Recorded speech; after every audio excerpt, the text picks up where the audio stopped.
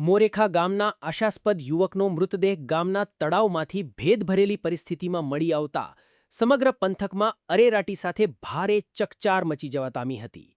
બનાવ બાદ મૃતકના પરિવારજનો અને સ્થાનિક લોકોએ સણસણતો આક્ષેપ કર્યો હતો કે યુવકે આત્મહત્યા નથી કરી, પરંતુ તેની નિર્મમ હત્યા કરવામાં આવી છે.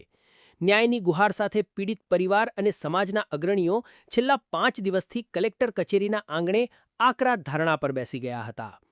વારંવારની રજૂઆતો અને ઉગ્ર આક્રોશને ધ્યાને રાખીને આખરે વહીવટી તંત્ર અને પોલીસ વિભાગ હરકતમાં આવ્યું છે. આ સમગ્ર શંકાસ્પદ મોત પ્રકરણની ઉચ્ચસ્તરીય અને નિષ્પક્ષ તપાસ સિદ્ધપુરના ડીવાયએસપી કે પંડ્યાને સોંપવામાં આવી છે.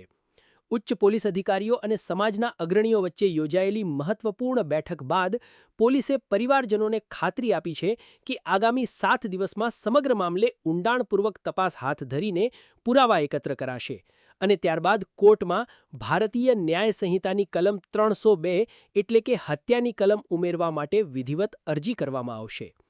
આ નક્કર અને સત્તાવાર ખાતરી મળ્યા બાદ જ પરિવારજનો અને સમાજના લોકોએ આખરે પોતાના ધરણા સમેટવાનો મહત્વનો નિર્ણય લીધો હતો. આ અંગે ડીવાયએસપી કે પંડ્યાએ સ્પષ્ટપણે જણાવ્યું હતું કે બનાવ સ્થળની કડીઓ અને ટેકનિકલ આધાર પુરાવાઓને એકબીજા સાથે જોડીને સમગ્ર કેસની અત્યંત પારદર્શક, નિષ્પક્ષ અને ન્યાયિક રીતે તપાસ આગળ ધપાવવામાં આવશે, જેથી સત્ય બહાર આવી શકે. પોતાના દીકરા લખીરામના મૃત્યુ બાબતે એટ્રોસિટી એક્ટ અને ગુનો દાખલ કરાવેલ છે. જે ગુનાની તપાસ થરાદ ડીવાયએસપી સંભાળી રહેલા અને તપાસ દરમિયાન ફરિયાદી તેમજ ભોગ બનનારને કેટલાક મુદ્દાઓ વિશે એમને અસંતોષ થતાં એમણે બનાસકાંઠા રેન્જ આઈજીપી સાહેબને રૂબરૂ મળી અને રજૂઆત કરેલી કે આ ગુનાની તપાસ છે એ રેન્જના અન્ય કોઈ ડીવાયએસપીને સોંપવામાં આવે.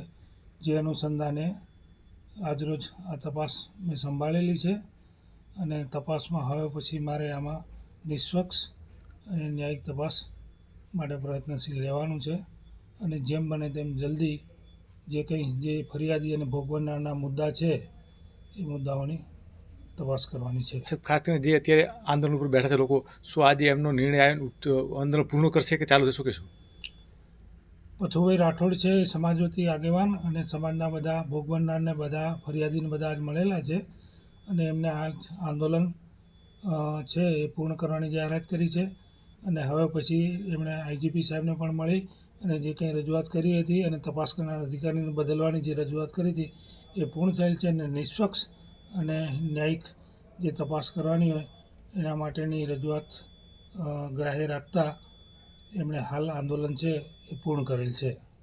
બીજી તરફ સમાજના અગ્રણીઓએ પણ તંત્રને સ્પષ્ટ અને આકરા શબ્દોમાં ચેતવણી આપતા જણાવ્યું છે કે જો આપેલા વચન અને સમય મર્યાદા મુજબ તપાસ પૂર્ણ કરવામાં નહીં આવે અને કેસમાં હત્યાની કલમ ઉમેરવામાં હિલાહવાલા કરવામાં આવશે તો તેઓ શાંત નહીં બેસે. તંત્રની કામગીરી સામે અસંતોષ જણાશે તો ભવિષ્યમાં ફરી એકવાર સમગ્ર સમાજ સાથે મળીને ઉગ્ર આંદોલન કરશે અને કલેક્ટર કચેરી આગળ ધરણા પર બેસવાની ફરજ પડશે. કે અમારું આંદોલન પૂરું નથી થયું. અમારું આંદોલન એટલે કે અમારું આંદોલન એવું હતું કે ધરણા હતા. અમે શાંતિથી અહીંયા ધરણા કરીને બેઠા હતા. છેલ્લા 5 દિવસથી બેઠા હતા.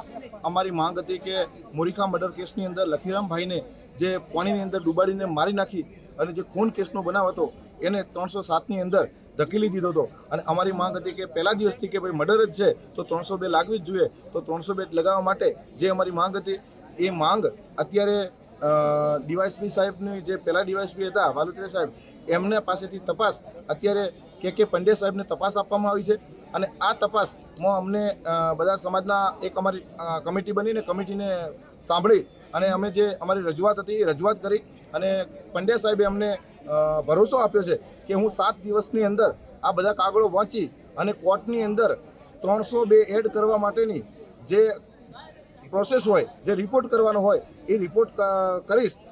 એટલે અમે સાહેબશ્રીને કહેલું છે કે અમે ધરણા સમાપ્ત નથી કરતા. અમે તમને તપાસ માટે અને તમને સહયોગ કરવા માટે અમે 7 દિવસ પૂરતા ધરણામાં બ્રેક આપીએ છીએ અને અમારે પણ ખેતરનું ખૂબ કામ બગડ્યું છે એટલે અમે ખેતરનું કામ કરવા માટે, કારણ કે હજુ તો તંત્ર પાસેથી અમે વળતરની પણ માગણી કરવાની છીએ. અમે રજિસ્ટ્રેશન બધું કર્યું છે. તંત્ર પાસે હજુ આ લોકોને આટલા ગૂંધી રાખ્યા એની વળતરની પણ અમે માગણી કરવાના છીએ. મોરીખા યુવક મોત પ્રકરણમાં ડીવાયએસપી કક્ષાના અધિકારીને તપાસ સોંપાતા અને 302ની કલમ ઉમેરવાની સત્તાવાર ખાતરી મળતા હાલ પૂરતો વિવાદ શાંત પડ્યો છે. હવે આખી આશાઓ પોલીસની તપાસ પર ટકેલી છે કે 7 દિવસમાં તંત્ર સત્ય સામે લાવીને પીડિત પરિવારને ન્યાય અપાવે છે કે પછી કાયદાકીય પ્રક્રિયામાં મામલો ગૂંચવાયેલો રહે છે. હાજાજી Rajput, BK news channel, Tharad.